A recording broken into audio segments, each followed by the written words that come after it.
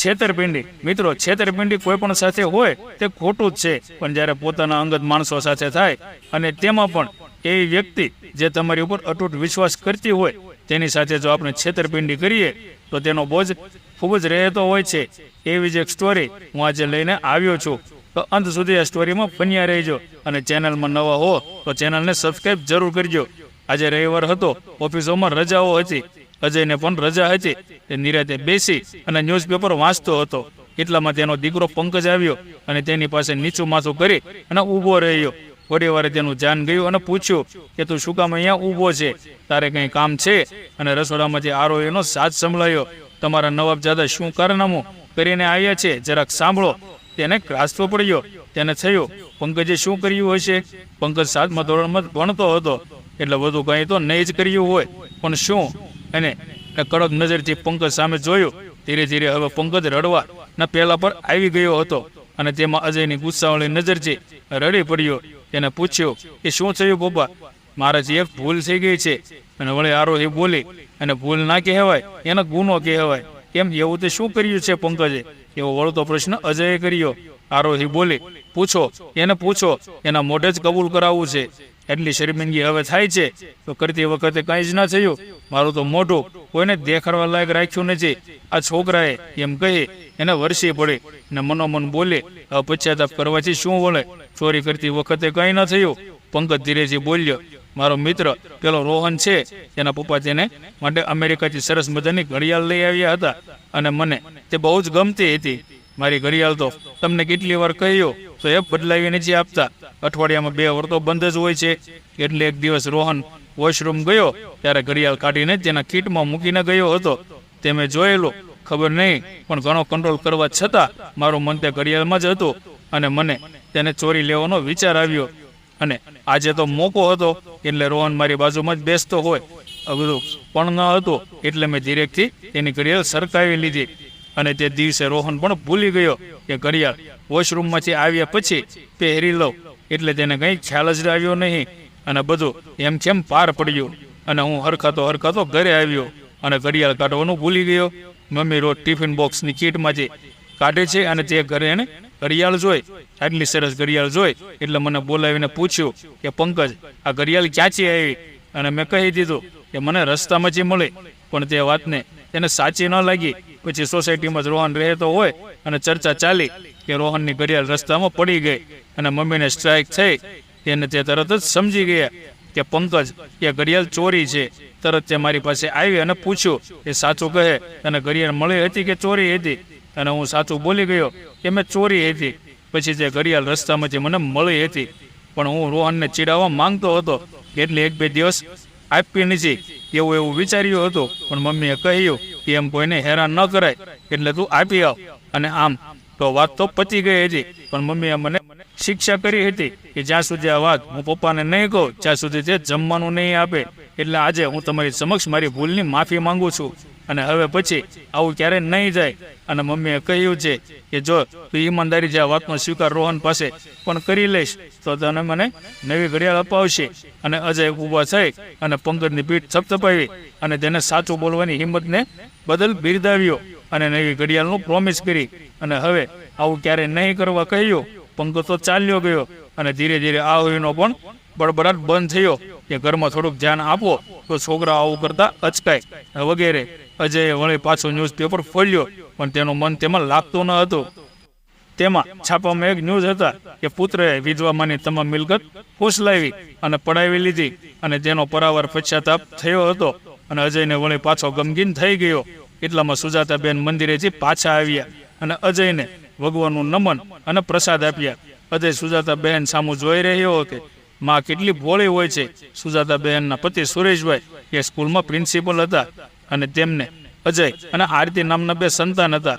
આરતીના લગ્ન થઈ ગયા પછી તેનો પતિ આશુતોષ કેનેડા હોવાથી તે જ્યાં સ્થિર થઈ ગઈ અને અજય અહીં અમદાવાદમાં સર્વિસ કરતો હોય અને સુજાતાબહેન તેની સાથે અહીં રહેતા હતા. ગામનું મોટું હવેલી બંધ મકાન અને 10 વીઘા જમીન બધું જ એમનું એમ પડ્યું હતું. એટલે કે બધાનું એવું માનવું હતું પણ હકીકત એ ન હતી. અજયને અહીં અમદાવાદમાં ઘરનો ફ્લેટ લેવો હતો અને લોન વગેરે પણ મળે એમ હતું અને તેને લોનના કાગળિયા પણ કર્યા હતા. ત્યાં તેનો મિત્ર કૌટિલ્ય એ તેને કહ્યું કે આટલું મોટું ગામમાં મકાન અને જમીન રાખી છે, તેનું તું શું કરીશ? કોઈ દિવસ ત્યાં રહેવા જવાનો નથી, તો શું કામને લોન લેવી છે? કાઢી નાખવાની ન હોય તો કોઈ નહીં, પણ એક મકાન અને જમીનને ગીરવે રાખી અને લોન લઈ લે, અથવા તો બેમાંથી એક વસ્તુ વેચી અને જે પૈસા આવે તેમાંથી નવો ફ્લેટ લઈ લે. આથી કરીને તારે અહીં શહેરમાં રહેવાનો પ્રશ્ન પણ હલ થઈ જાય અને લોનના હપ્તામાંથી પણ બચી જવાય. આગળ જતા પંકજની ભણતરની જવાબદારી પણ તારા ખભે આવશે અને તારી બેન આરતીને તો બહુ જ સારું સાસરું છે, તેથી તે અહીં કઈ આ મિલકત પર આધારિત નથી. અને અજયના મનમાં કૌટિલ્યની વાતની અસર થઈ. પહેલા તેને વિચાર્યું કે માને વાત કરી અને સમજાવશે કે બેમાંથી એક મિલકત આપણે કાઢી નાખીએ અને બીજી મિલકત પર આરતીનો હક હિસ્સો રહેશે. પણ માની તે ઘરની સાથેની અને તે જમીન સાથેની યાદો એટલી બધી હતી કે હજી પણ એ ક્યારેક એમ કહેતી હતી કે મારે ત્યાં રહેવા જવું છે, એટલે તે કદી એમ માનશે નહીં એમ વિચારી અને અજય અંતે જમીન કાઢી નાખવાનું નક્કી કર્યું. અને ખેતીની જમીન હોય અને સારા એવા ભાવ પણ આવતા હતા. પિતાજી બધી જ મિલકતમાં માને નામે કરાવી ગયા હતા અને નોમિનેશનમાં તેનું નામ હતું. આથી તેને માને પટાવી અને સહી કરી લેવાનું વિચાર્યું અને ખરેખરમાં ભોળી જ હતી. આથી અજયે જ્યારે કહ્યું કે આ એક વીમો છે, જેમાં અમારી કંપની આગળ ઉપર તમને કોઈ મોટી બીમારી થાય તો તારો હોસ્પિટલનો ખર્ચ આપશે, માટે તારે આમાં સહી કરવાની છે. અને માએ સહી કરી દીધી. પછી તો અજય ઘર માટેની શોધ કરી લીધી અને અહીં રામદેવ નગરમાં સુંદર લક્ઝરિયસ ફ્લેટમાં 3 બેડરૂમ હોલ કિચન વાળો ફ્લેટ ખરીદી લીધો. ઉપરાંત બચેલા પૈસા પણ વ્યાજે પોતાના નામે મૂકી દીધા. એ વાતને પણ લગભગ 2 વર્ષ થઈ ગયા. અજયને રોજ એમ થાય કે આજે તો માને વાત કરી જ લઈશ, પણ કરી જ શકતો ન હતો. તેને આરોહી પર ખૂબ જ ગર્વ થયો કે કેટલી સારી માં છે કે બાળકનું ઘડતર આ રીતે કરે છે, જેથી આગળ જઈને તે કોઈ મોટી ભૂલ કરે નહીં. તો બીજી બાજુ માં પર પણ ગર્વ થતો હતો કે પુત્રને એક પણ વાર પૂછ્યું નહીં કે ગામની મિલકત વગેરેનું શું થયું. અને આરોહી તો બિલકુલ આ વાતથી અજાણ હતી. નહીં તો એ તો ક્યારની મને કહેવાનું કહે, અરે કહેવાની ક્યાં વાત કરો છો, એ તો આવું કરવા જ ના દે. એકદમ સાફ દિલની અને ભોલી વાળી સ્ત્રી. મને 2 સ્ત્રીઓને છેતરવાનો બોજો કે પશ્ચાતાપ થતો હતો અને હૃદયમાં અત્યંત ભાર રહેતો હતો. અને આજે જ્યારે પંકજે પશ્ચાતાપ કર્યો અને માફી માંગી, ત્યારે મેં પણ મનોમન નક્કી કરી લીધું કે આજે હું માને બધું જ કહી દઈશ. પછી મન થોડું હળવું થયું. ગરમા ગરમ આલુ પરોઠા અને ચટણીનો નાસ્તો કરવા બધા ડાઇનિંગ ટેબલ પર બેઠા. આરોહી આગ્રહ કરીને બધાને નાસ્તો આપતી હતી. આવતીકાલે પિતાજીની તિથિ હતી, પણ આજે રવિવાર હોવાથી અમે આજે અનાથ આશ્રમમાં લાડુ ગાંઠિયા દેવા જવાના હતા. આરોહીએ રસોડું આટોપી અને તૈયાર થવા ગઈ, પણ હું ઉપર ગયો અને મેં થોડી શરમ થોડાક ડર સાથે આરોહીને ગામની જમીન વેચી નાખ્યાની વાત કરી.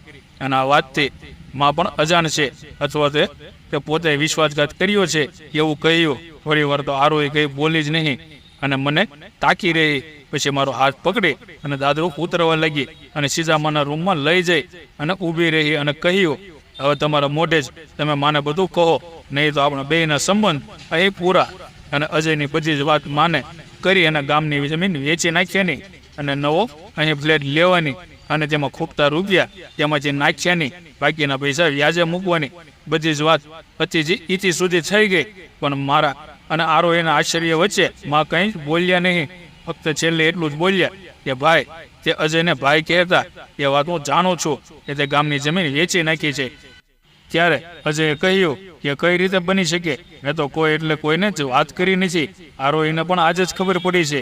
ત્યારે માએ કહ્યું કે કૌટલ્યનો ફોન આવેલો, એટલે ઘરે હું જ્યારે ડ્રોઈંગ રૂમમાં બેઠી હતી ત્યારે તેનો ફોન આવ્યો હતો. તું તારી ટેવ મુજબ ફોન ભૂલી ના આવવા ગયેલો અને તેને ખબર નહીં કે તું ફોન પર નથી, એટલે એને બધી જ જમીન વેચવાની વગેરેની વાત કરી દીધી કે કેટલામાં વેચાણી વગેરે.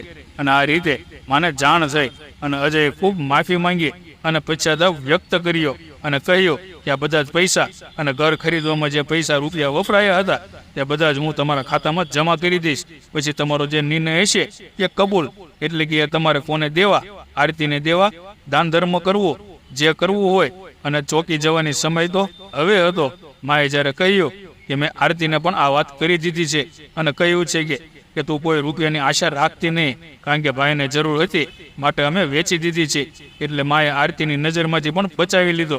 હજુ ઓછું હોય તેમ માએ કહ્યું, સારું કર્યું કે મને પૂછ્યા વગર જ નિર્ણય લઈ લીધો, નહીં તો મારે જ્યાં જમીન કાઢવાની હાજ ન પડાત, કારણ કે તારા પિતાજીની પહેલી કમાણીમાંથી અમે તે ખરીદી હતી. હવે તો હજી રહેવાયું નહીં. અને તેને માના પગ પકડી લીધા અને ધ્રુસકે ધ્રુસકે રડવા લાગ્યો. 2 વર્ષના આંસુઓના ભેગા થયા હતા અને અંદર જ બોજ હતો તે બધું આજે પશ્ચાતાપમાં ધોવાઈ રહ્યું હતું. થોડી વાર પછી માએ કહ્યું, ચાલો ચાલો હવે જવું નથી, નહીં તો અનાથ આશ્રમ વાળા છોકરાઓ ભૂખ્યા મરશે. અને બધા હળવા થઈ અને ગાડીમાં બેઠા અને અમે બધા અનાથ આશ્રમના બાળકોને લાડુ ગાંઠિયા વેચ્યા. બાપ દીકરા બંનેના પશ્ચાતાપના આંસુ આજે વહી ગયા. મિત્રો, છેતરપિંડી કોઈ પણ સાથે હોય કે ખોટું જ છે, પણ જ્યારે પોતાના અંગત માણસો સાથે થાય અને તેમાં પણ એવી વ્યક્તિ જે તમારી પર અતૂટ વિશ્વાસ કરતી હોય તેની સાથે જો આપણે છેતરપિંડી કરીએ તો તેનો બોજ ખૂબ જ રહેતો હોય છે. એટલે સમય મળે તો પશ્ચાતાપ કરી અને આ બોજ ઓછો કરી લેવો કે આ પાપને ધોઈ લેવું, તે આ વાર્તા પરથી દર્શાવવા માંગુ છું. જય શ્રી કૃષ્ણ, સીતારામ, જય માતાજી.